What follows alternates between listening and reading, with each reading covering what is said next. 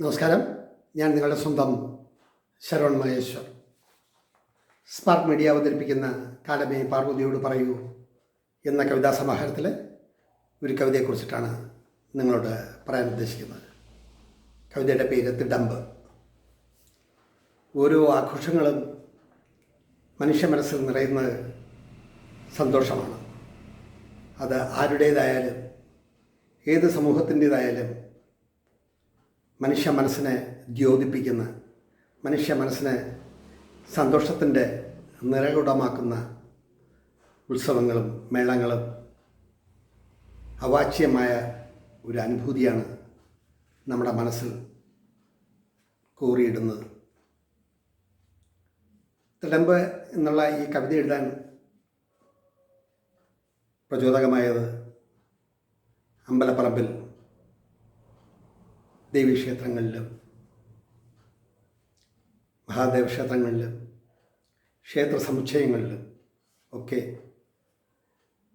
അമ്പലത്തിൻ്റെ ആചാരക്രമങ്ങളനുസരിച്ച് ഭഗവാനെ അമ്പലമുറ്റത്ത് കൊണ്ടുവന്ന് ഗജാനനൻ്റെ പുറത്ത് നെറ്റിപ്പട്ടവും പിഞ്ചാമരവും എല്ലാം ചേർത്ത് ആനയെ ഒരുക്കി അതിൻ്റെ മുകളിൽ ദേവി വിഗ്രഹം അല്ലെങ്കിൽ ദേവൻ്റെ വിഗ്രഹം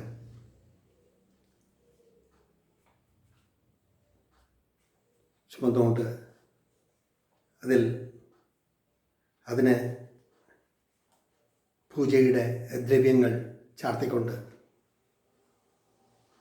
ആയിരക്കണക്കിന് ആളുകളുടെ അകമ്പടിയോടുകൂടി ശിവേലി എഴുന്നള്ളിപ്പ് നടക്കുമ്പോൾ നമ്മുടെ മനസ്സിലുണ്ടാകുന്ന ആനന്ദം അതെങ്ങനെയാണ് നിങ്ങളോട് പറയുക? വൈക്കത്തഷ്ടമിക്കും പാറമേക്കാവിലും വടക്കുന്നാളിലും ആറ്റുകാലിലും കുഞ്ചിറവിളയിലും പഴവങ്ങാടിയിലും കേരളത്തിൻ്റെ വടക്കേറ്റം മുതൽ തെക്കേറ്റം വരെയുള്ള എല്ലാ അമ്പല ഉത്സവ പറമ്പുകളിലും ഭഗവാന്റെയോ ഭഗവതിയുടെയോ തിടമ്പുമായി പ്രദക്ഷിണം വയ്ക്കുമ്പോൾ അതിനു പിന്നാലെ മനുഷ്യ കൂട്ടം ജപമാല ചൊല്ലി ജപിച്ച് മനസ്സിൻ്റെ വേദനകൾ ഭഗവാനോട് പറഞ്ഞ്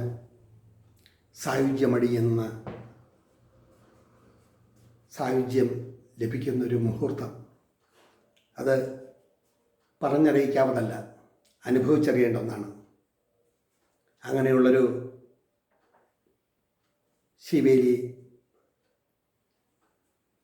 മനസ്സിലുണ്ടാക്കിയ ചലനങ്ങളും മനസ്സിൽ തോന്നിയ ചിന്തകളും സന്തോഷത്തിൻ്റെ ആസ്വാദനങ്ങൾ പൊഴിച്ച് ഭഗവാനോട് നമ്മുടെ ദുഃഖങ്ങളും എല്ലാം പറഞ്ഞ് നിർവൃതിയുള്ള നിമിഷങ്ങൾ അത് പറഞ്ഞറിയിക്കാവതല്ല.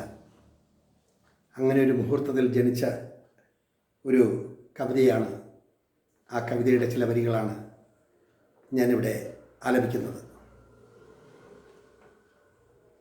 ശക്തി തൻ രൂപത്തെ തിടമ്പിലേക്കാവാഹിച്ച്, ശക്തി തൻ രൂപത്തെ തിടമ്പിലേക്കാവാഹിച്ച് ഗജാനനൻ്റെ ശിരസിൽ പ്രതിഷ്ഠിക്കുന്നു, ഗജാനനൻ്റെ ശിരസിൽ പ്രതിഷ്ഠിക്കുന്നു.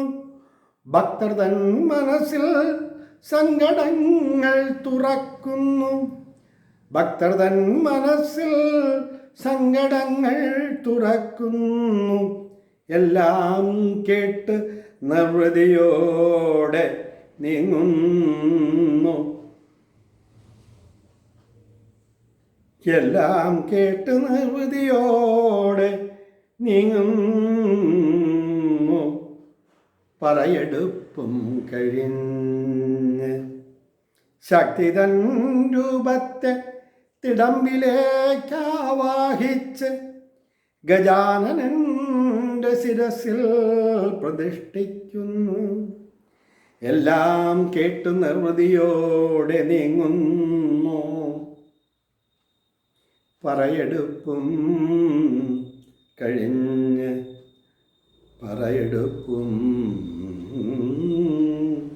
കഴിഞ്ഞ് വൈക്കത്തപ്പൻ്റെ ആറാട്ടുത്സവം കണ്ടു സായുജ്യമായി. വൈക്കത്തപ്പൻ്റെ ആറാട്ട് കണ്ടു സായുജ്യമായി. ശക്തി തൻ രൂപത്തെ തിടമ്പിലേക്കാവാഹിച്ച് ഗജാനനൻ്റെ ശിരസിൽ പ്രതിഷ്ഠിക്കുന്നു. തുടർന്നുള്ള വരികളും വിഷ്വൽസും നിങ്ങൾ കാണുമല്ലോ. ഇവിടെ ചുരുക്കട്ടെ എൻ്റെ വാക്കുകൾ. നന്ദി, നമസ്കാരം.